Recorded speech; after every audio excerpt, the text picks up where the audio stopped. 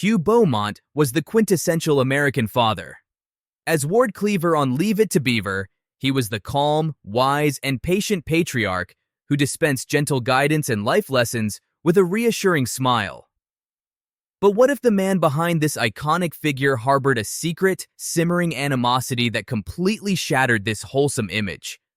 What if the idyllic family harmony America saw on screen was a carefully constructed facade hiding a tension so profound it shaped the very end of his career?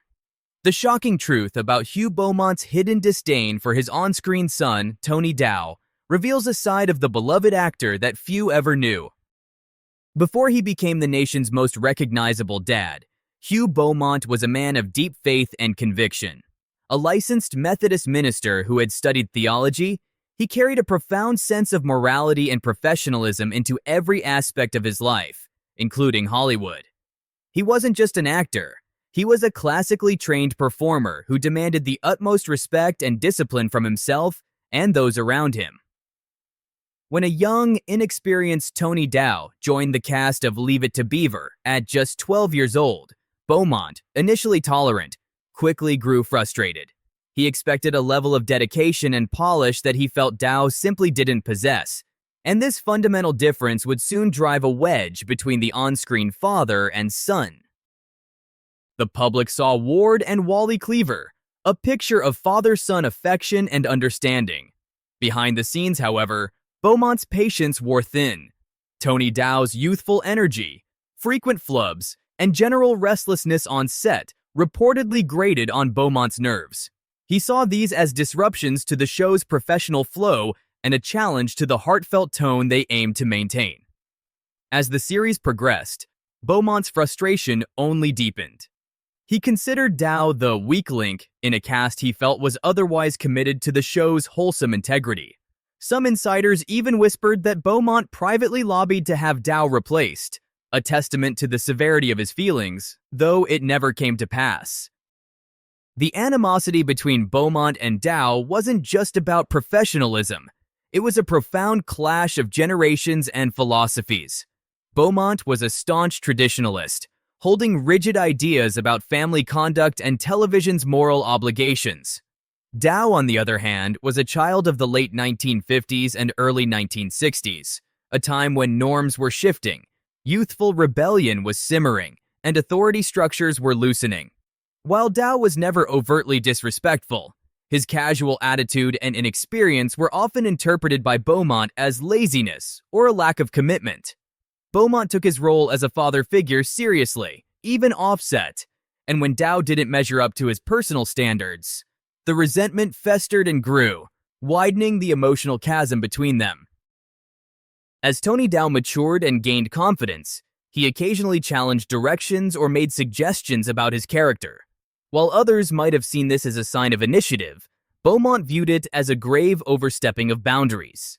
The idea that a teenager would assert himself in the presence of a seasoned actor was intolerable to Beaumont, who saw these moments as symbolic of a broader societal decline in respect for elders and authority. To the public, their relationship seemed harmonious, a testament to both actors' professionalism. But privately, it was strained. Those close to the production recalled Beaumont's visible agitation during rehearsals and occasional terse interactions with Dow. Some even speculated that Beaumont's dissatisfaction with Leave It to Beaver as a whole, a show he sometimes felt limited his artistic range, was exacerbated by his inability to truly connect with Dow. By the end of the show's 6-season run, Hugh Beaumont was reportedly relieved to put the role, and his difficult relationship with Tony Dow, behind him. He rarely spoke of Dow in interviews, and when he did, it was with noticeably less warmth than he reserved for other cast members. It was clear to those who knew him best that of all his professional relationships, the one he found most trying, and perhaps even resented the most, was with Tony Dow. But Beaumont's story extends far beyond the confines of Mayfield and his challenging on-screen relationship. After Leave It to Beaver ended in 1963, he continued to work in television and film, though less frequently. He delved into writing and directing, applying his intellect and creativity behind the camera, crafting engaging stories for both television and radio. By the late 1960s, he began to step away from the glare of Hollywood, seeking a quieter, more grounded life. He purchased and cultivated a Christmas tree farm in Grand Rapids, Minnesota, finding peace and simplicity in rural life, a stark contrast to the relentless hustle of show business. This unexpected venture allowed him to connect with nature and offered a rhythm and routine different from the unpredictable world of acting, reflecting a deep desire for stability in his later years. Hugh Beaumont's talents were truly diverse. Beyond his acting and later farming, he was an accomplished jazz drummer, a passion he indulged throughout his life, frequently playing with local ensembles and in impromptu jam sessions. His drumming was known for its technical skill and emotional expressiveness, revealing a side of him few fans ever saw. He was also an enthusiastic outdoorsman, finding solace in fishing, camping, and hiking, using these retreats to disconnect from Hollywood pressures and reconnect with the contemplative parts of himself. Tragically, a debilitating stroke in 1970 curtailed his active life, leading to his official retirement from acting in 1972. Despite stepping away from the public eye, his connection to Leave It to Beaver remained, culminating in a special reunion appearance in 1980. On May 14, 1982, Hugh Beaumont passed away at 72 from a heart attack while visiting his son, Hunter, in Munich, West Germany.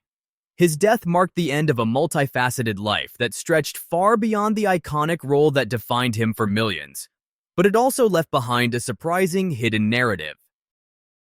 Hugh Beaumont, the man who brought the idealized Ward Cleaver to life, was a figure of profound paradox. He embodied calm fatherhood on screen, while privately harboring a deep-seated animosity for his on-screen son. His life was a rich tapestry of faith, creativity, and a yearning for simplicity, often at odds with the demands of his public persona. He was a minister, a writer, a jazz musician, an outdoorsman, and a Christmas tree farmer, a man whose full story was far more complex and compelling than the single beloved character he played. His legacy endures not just through the timeless reruns of Leave It to Beaver, but in the quiet revelation of a man who, despite his principles and private struggles, left an indelible mark on television history, proving that even the most perfect portrayals often hide a surprising truth.